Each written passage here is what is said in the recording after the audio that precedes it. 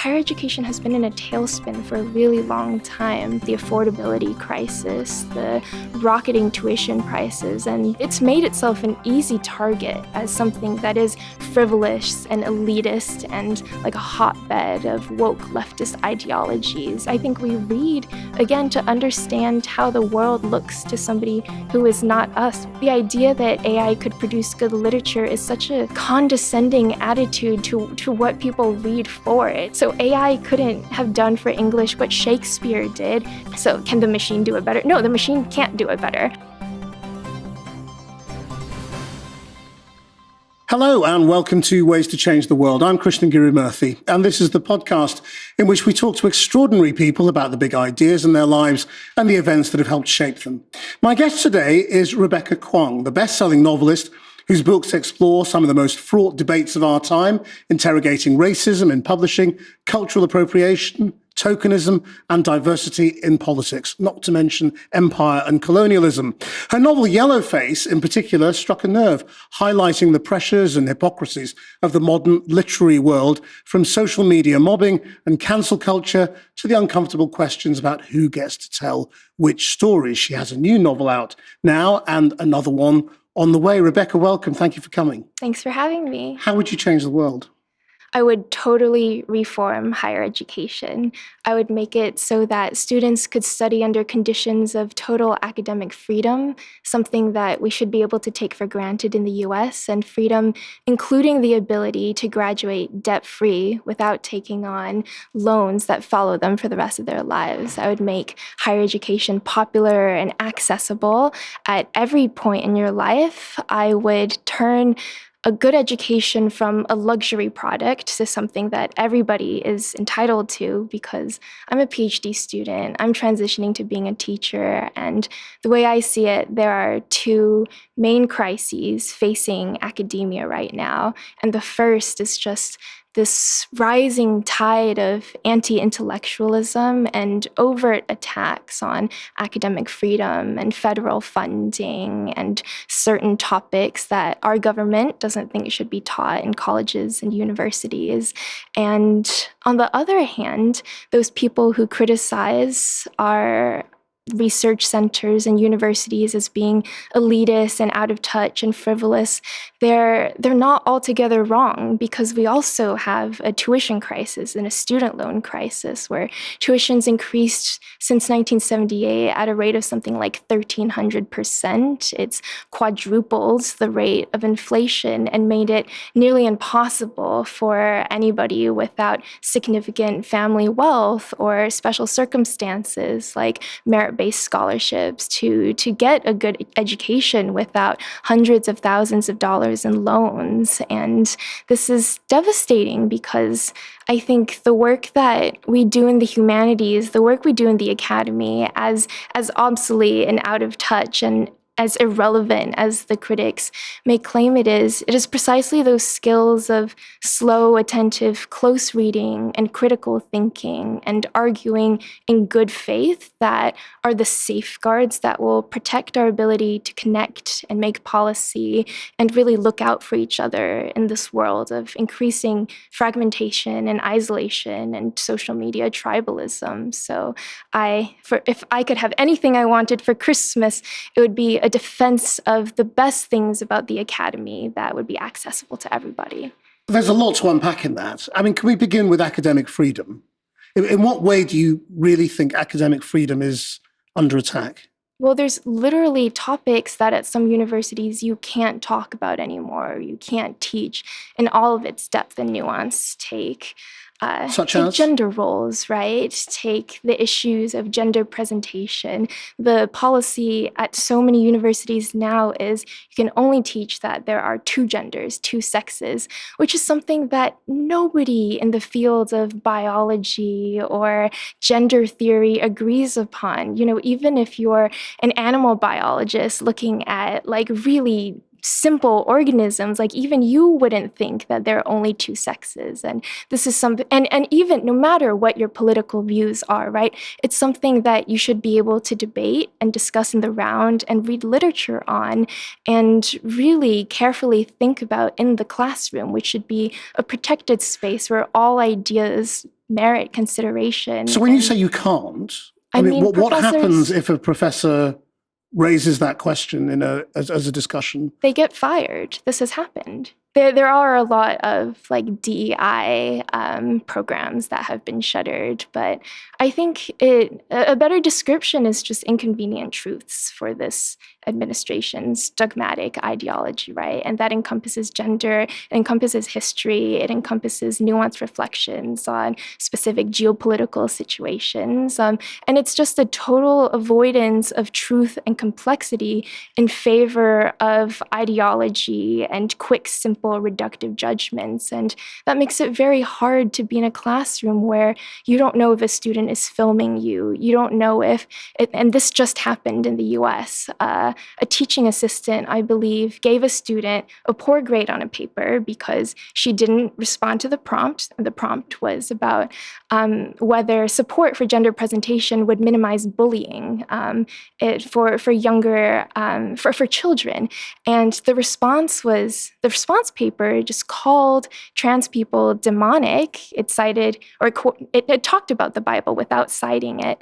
And it in no way engaged intellectually with the demands of the class. And the TA said, well, you haven't done the prompt. You can have any range of views, but you have to carefully defend them and cite them. And that student immediately went to the governor and tried to get that instructor suspended. I actually think the instructor has been suspended. So those are the conditions under which American academics are teaching right now. And what effect is that having on the freedom to think?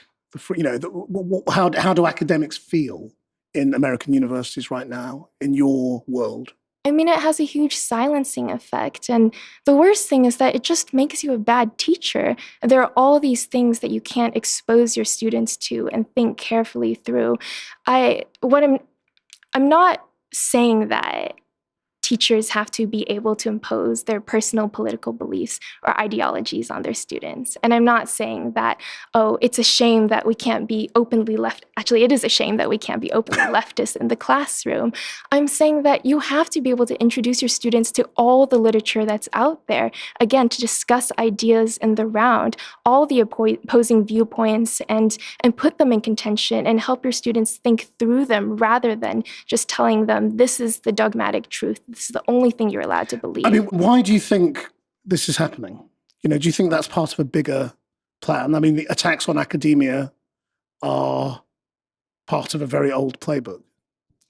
I have conflicted feelings about this because I think as of the last 2 years, the attacks on funding, the withdrawal of visas for foreign scholars, these like really censored conditions that have led to the firings of suspensions of so many scholars, that is new and that is terrifying. But higher education has been in a tailspin for a really long time.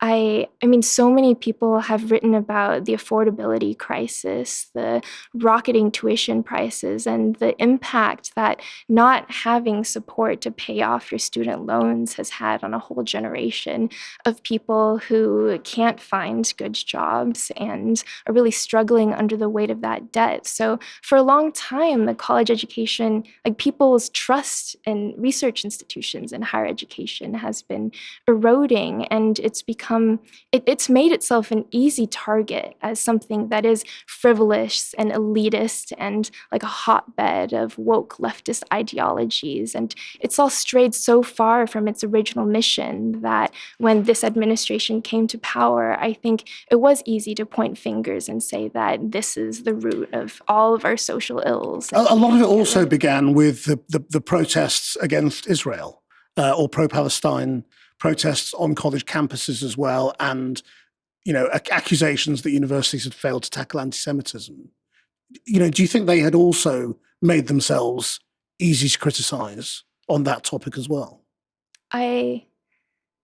I mean, I was at student protests at my institution. I was at the encampments. I was watching people chanting in the streets, and these were peaceful protests. These were acts of love and solidarity, and I saw the police cars, and I saw the fear in people's eyes. I don't think universities were kind to student protesters. If anything, the overt violence with which they responded was devastating. And I think the very fact of the protest did open a lot of schools up to exactly what this administration was seeking, which was any excuse to find them, to sanction them, and to force them to lick the boot. I mean, what's quite interesting is the administration has published their foreign policy strategy. And it's sort of illuminating, I think, in terms of what they're doing at home as well, which is seeing things as a battle of civilization. And that they feel their mission is to preserve or take back a civilization that was under threat. Do you feel that is the real goal? I mean, this might get me in trouble, but I'm very suspicious when fascist thinkers argue that they're really about bringing back Western civilization, about the Greeks, the classics, the or the tenets of conservative thought that make us a proud, sophisticated people, etc. Because I really try to listen to voices on all sides of the political spectrum, and I try to take seriously any thinker who is drawing from those traditions. And I've read some of these polemics, and they don't understand what Socrates is talking about. They are not close reading the classics. This is not about respect for some civilization that they think they're intellectual heirs to. I think the lesson that we've learned about fascism from a lot of respected scholars who write about the history of fascist ideologies is that it's totally inconsistent as an ideology. All these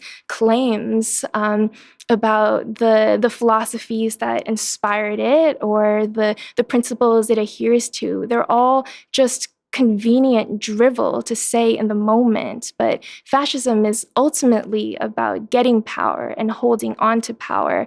There is no claim about Western civilization that fascists can make that is consistent and defensible, and they don't care. It's just a talking point to them. And who do you think are the fascists here? I think this administration are fascists. And just explain why.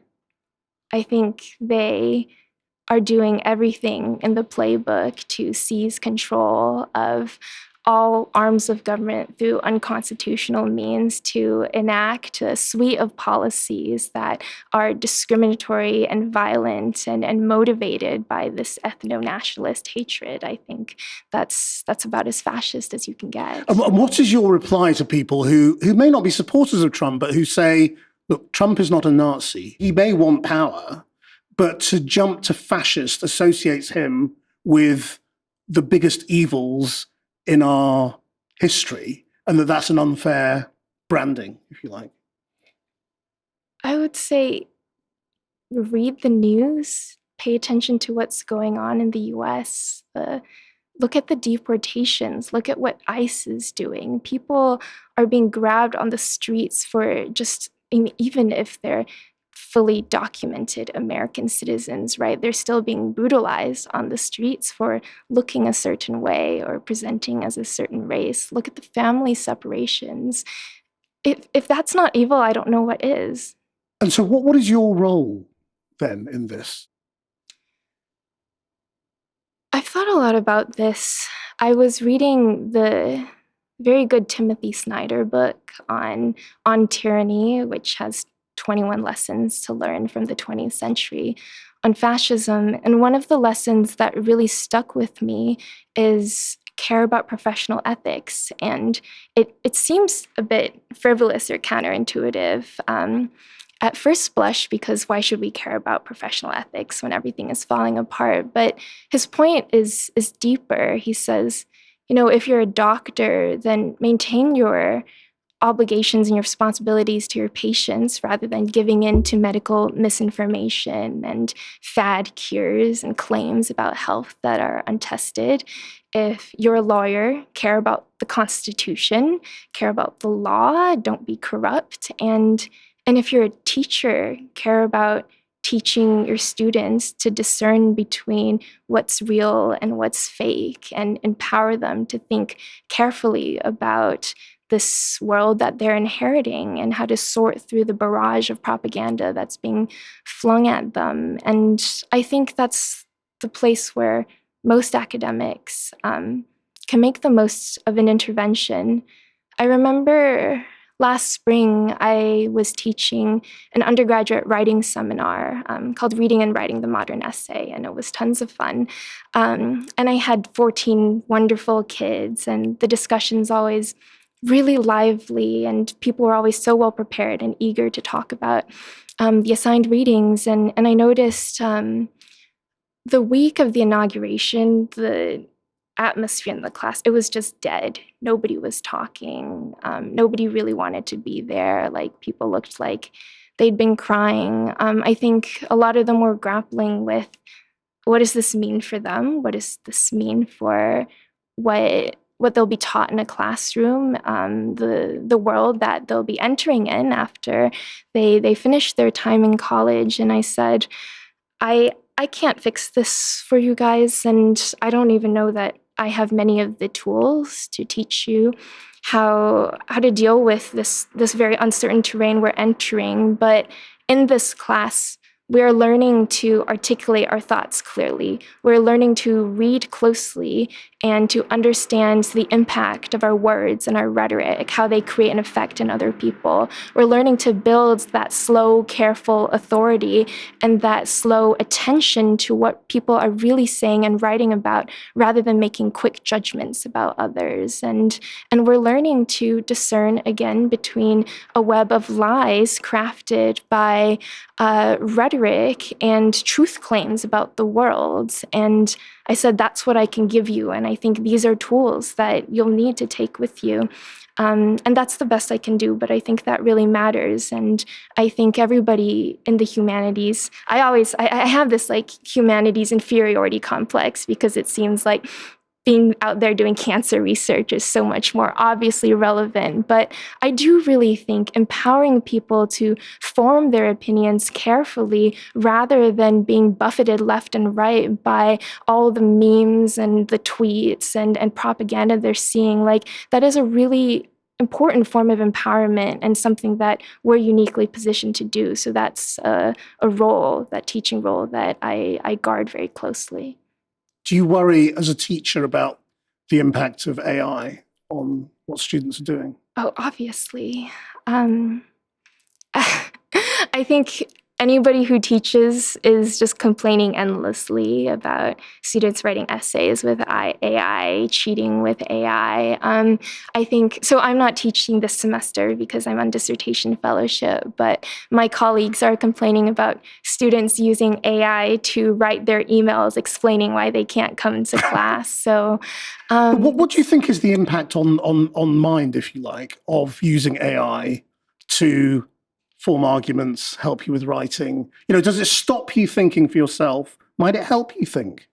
I'm not a Luddite. I'm really open to ways in which AI could make us more effective teachers. And I think there's actually enormous potential in the realm of digital academic culture to use AI to make learning more accessible. I think I've spoken to people at Duolingo, and I think their mission there, even, whether you disagree with how they're implementing it, I think that mission to use the technological tools at our disposal to make learning free and available to everybody, I think all of that is really cool. So I don't want to undercut all the cool work going on there. I'll say what I can see in the classroom, the way that students are actually using AI, it's not very controversial. Like almost every teacher will agree with me. It makes you a poor thinker. It's cognitively debilitating. It's not just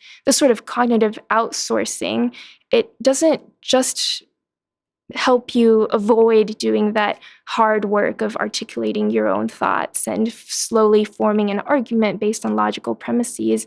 There's good evidence that it actually makes students less confident and less, they feel like, oh, if there's a machine that can do all this thinking better than me, then why should I ever learn how to, or why should I trust myself to do this? And I think that is devastating. But so I've What's made your answer to that?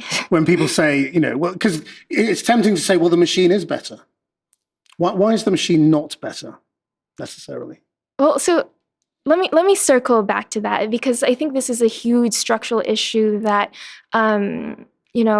involves all the ways in which higher education is already broken. I don't think that you can answer it simply by saying, don't use AI in the classroom.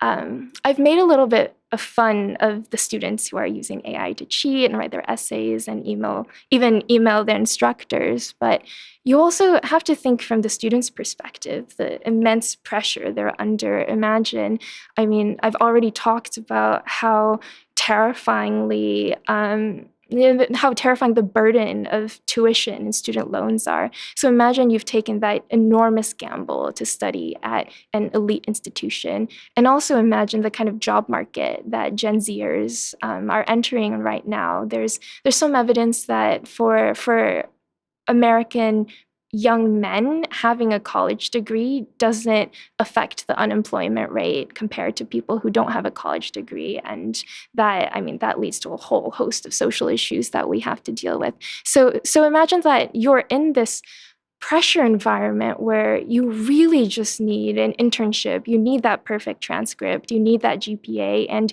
you need this to pay off so that you can pay off your loans and you can support your family. So if I'm there, of course I'm looking for ways to cut corners. And if there's this tool that can quickly write an essay for me when I'm not even convinced of the learning outcome or the benefits of writing the essay myself, of course I'm tempted to do that. And I think it's insane to just expect that a whole country of 18 to 22-year-olds should have this Herculean self-restraint not to take the easy option when they are facing this terrifying job environment. So that's the first thing, which means that the answer is not so simple as saying AI is not going to make you a better thinker or proving to them that they have to learn these skills. It demands a total revolution in how we think about education and how we do grading, how we design our lesson plans.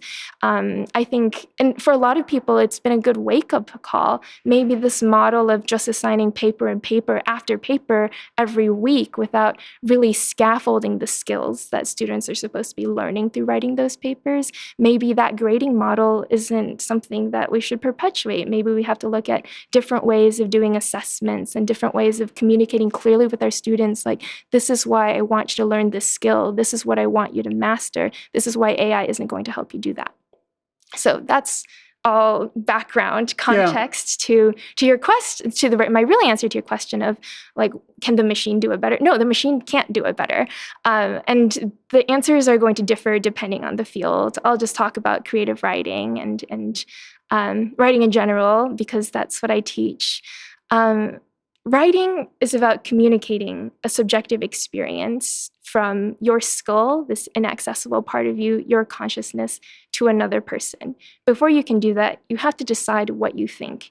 And then you have to figure out if there are good grounds for what you think. So you have to work through the logic of your argument and work through what forms of evidence do I have to make this argument. And then you have to articulate it in a way that is clear and concise and legible to somebody who is not you, who doesn't have access to your senses, impressions, and biases, etc. This is all work that AI cannot approximate. It will just tell you what lots of other people have thought on this topic and assemble a response that looks passively human. But now you've sidestepped all of the important work of figuring out your position on an issue and what you want to get across to another person. So if you're doing that for all of your writing, then you're not even really a person anymore. You're just, I don't know, a chimp pressing buttons. In the realm of creative writing, I think, so there are all these startups trying to push AI products to either assist in writing fiction or replace fiction writers altogether.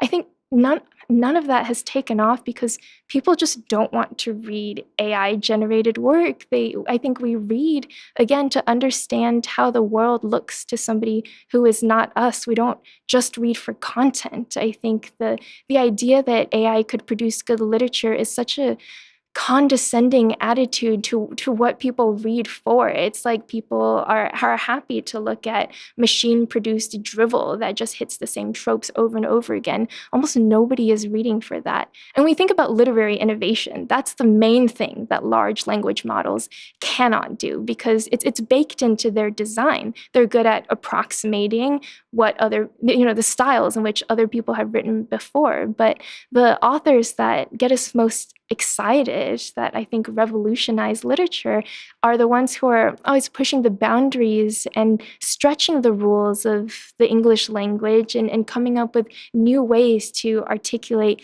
an emotion or an experience. So AI couldn't have done for English what Shakespeare did. It couldn't do what Vladimir Nabokov did. He came to English after a lifetime of writing in Russian. So his English doesn't sound like anybody else's. His precise word combinations, the way in which he's playing and experimenting with the sounds, that's totally unprecedented. There's nothing in the corpus that could produce another Nabokov. You could produce a really shoddy, gross Nabokov now, but that's not what we write for. We write for different ways to capture the, rapidly changing environments we find ourselves in. Let's talk about your writing then. It's taken us a long time to get there. You pack an awful lot in to your writing in terms of ideas, and you are prolific. You've had 5 books, is it, already? I think 6. 7th is coming out next fall. The 7th is coming out next year, so 6 out already. What do you get yourself from writing?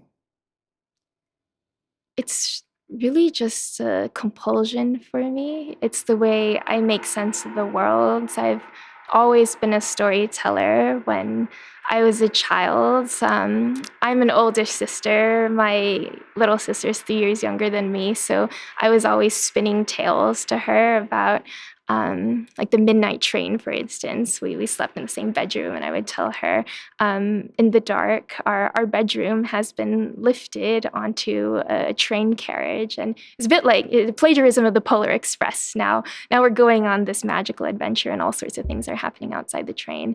So I think ever since I can remember being literate, I've just always spun narratives to make sense of what's going on around me. And I think I continue to write to create a record of who I am at every point in my life. And every time I go through some major life transition, every time I grieve something, or every time I transform because of an experience, that always leads to a story. It's a set of questions that I now find myself grappling with. And the only way I can write myself towards an answer is by constructing a tale around it. And I find that I never really write my way to an answer. I just write myself to more questions. But at least the act of investing different characters with different ideologies and splitting my own psyche that is at war with itself into different people who will have those arguments out loud on the page, I find that really helpful for figuring out the world for myself. And does it help you get to your own position on what you think about these things? I think... Or do you already know that when you're writing? I always start writing with a question. I never really know what I think until I start throwing characters and scenarios. And again, I don't think it makes any of the questions clearer to me. It just helps me understand the depth of them. So Yellowface, which obviously got an awful lot of publicity and debate and sparked a lot of debate, is quite different really to your other books, isn't it?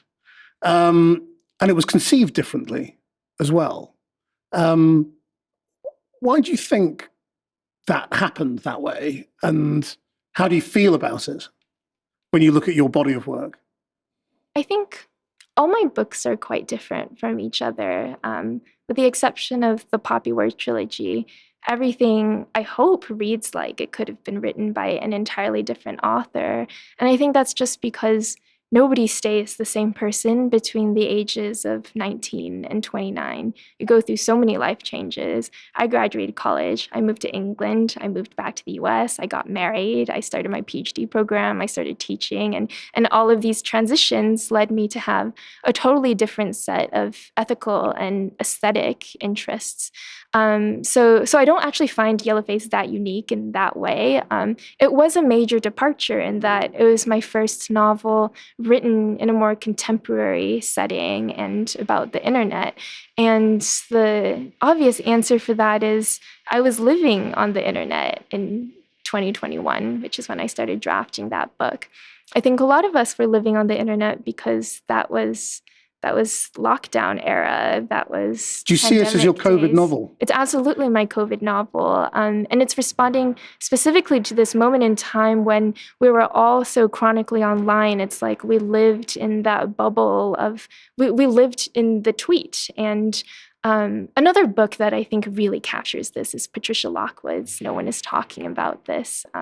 So I recommend that every chance I get. But for me, it was a way of grappling with how being chronically online had altered my brain chemistry. I was thinking in the language of the tweet, right? I found that my attention span was completely corroded. I had all these grand ambitions for going into lockdown. I thought, I'm going to read all the classics. I'm going to teach myself 5 languages. I have no social obligations. So I'm going to gain all these skills. And instead, I just looked at memes all day. And I found like that 280 word limit and the rhetorical devices of the viral tweet like really became ingrained in how I thought, because there's actually such an art to the viral tweet. You have to present an issue, you have to take an inflammatory side on it, you have to deliver a punchline, and you have to provoke further engagement, all in a fraction of a second. So it's a very successful form of writing, and it's one that I try to replicate in almost every sentence of Yellowface. It is, however, a form of writing I find myself totally allergic to now. So there will never be a sequel to Yellowface. I'm done with the chronically online period of my life. And when it comes to the basic arguments in Yellowface, have your views changed at all? I mean, you're a free speech purist, I suppose. So I presume you don't think there are things that anybody shouldn't write about. I think my views on this are pretty consistent as a scholar and as a writer. I think there should be nothing untouchable in the classroom or in the creative space. I think the moment you start, like whether out of authoritarian censorship or well-intentioned cultural guidelines, the moment you start creating rules about who gets to talk about what or what the appropriate ways to talk about issues are, then you're lost, because these rules are always arbitrary. They always serve some kind of ideology, and they just preclude like all sorts of daring experimentation and risk-taking that we need authors to embark on. And I think, it's absolutely possible to tackle a project and fall flat on your face and do it terribly, right? And to do it offensively and lazily. But if an artist does that, it's on the merits of the work. It's because they didn't do it well, not because they never should have attempted it in the first So we shouldn't place. worry about cultural appropriation. I think there's absolutely grounds for critique of cultural appropriation, but not in the sense that you could say these topics are untouchable from anyone who hasn't had that lived experience or comes from this community, because then you exclude the possibility that people do their research, that they collaborate, that they listen to each other. And art is all about trying to escape your own subjectivity. If you could only do work that you had personal experience with, then we would all be writing autobiographies, and I think that would be so boring. Did writing Yellowface also have anything to do with the conversation around China at the time, during the pandemic, and the attacks that were going on Chinese people in America, and that whole conversation? Yeah, absolutely. I think there was a big uptick in anti-Asian and anti-Chinese sentiment, and it was startling to see the speed at which these sort of 19th century really tropes about Chinese people, being disease-ridden and filthy and ugly immigrants who are just bringing pestilence. It was starting to see how quickly they became recycled and reused in a 21st century context. So that was certainly on my mind when I was writing the book. And how do you feel about your identity now, given what you fear about America? I mean, are you happy to be American? I think I am. Back when the election was happening, and really in the weeks after the results came in, a lot of people were talking about fleeing the country, and mostly in jest, this fantasy of, oh, maybe we really should get out. And the thought crossed my mind, but over the last few months, I felt more American than ever before. I feel quite possessive and territorial of this country because this is my home too. And if everybody who's privileged enough to leave just leaves, then there's nobody left to defend the people who can't. Something that really affected me was in August, I did this cross-country tour for Katabasis, and my publicist pretty deliberately sent me to cities that I typically don't have, haven't done a lot of events in, that people don't always send authors to because they're stereotyped as not having a large reading culture. So I was in the South and the Midwest, and a lot of American cities that I think get culturally overlooked. And I was talking to packed crowds of really dedicated and enthusiastic readers. So talking to those people and seeing the kind of love and enthusiasm for difference and eagerness to share with cultural diversity and people and the care that comes from that, seeing that all over the US made me realize, that's America too. And I feel very much a part of that. And yeah, it's not the part of America that's in power right now, but it's not gone. And I identify with that very closely. So can you tell me about the new book, Katabasis? So Katabasis is a return to fantasy for me. It's about two PhD students, Alice and Peter, who decide to journey to hell to rescue their advisor who's died in a freak magic accident. And they are trying to rescue his soul from eternal damnation so that he can write them recommendation letters so that they can get jobs on the very competitive job market for tenure-track positions in magic. Who's that book for? Who's going to love it? I think it's for anybody who loves logic puzzles. I think a core tenet of the book is paradoxes of rational decision making. How can you make a set of decisions that you thought were strictly going to leave you better off and suddenly look around and find yourself at the bottom of a pit, which I think is a good metaphor for being a PhD student. So I think it appeals most directly to somebody who loves logic and has the experience of embarking on an academic journey for the love of the material, for the love of that subject, only to have that dream kind of crushed out of them at every turn because of all the bureaucratic idiocy that pervades the modern academy, which we've talked about a little bit. And I think there's so many people holding on to that dream that there can be the space where you just get to research, you just get to share your findings with the world, you just get to celebrate that discovery and the process of discovery. But the problem is that almost everything about the modern academy is designed to crush that spark. I mean, you obviously pack an awful lot into your life. You're able to write and teach and do a PhD, although you're not teaching at the moment. Do you think you will continue that kind of balance in your life? I mean, you're obviously passionate about higher education and university. Do you want to go back to teaching as you continue with your books in the future? after your PhD? I'm a teacher. I think I would be really unhappy writing full time. I've gotten a taste of what that feels like this year because it's the first year in a long time in which I'm not taking classes or teaching classes. I have no department to go into. I moved to Boston to live with my husband, so I'm a couple hours away from my institution, and it's driving me crazy.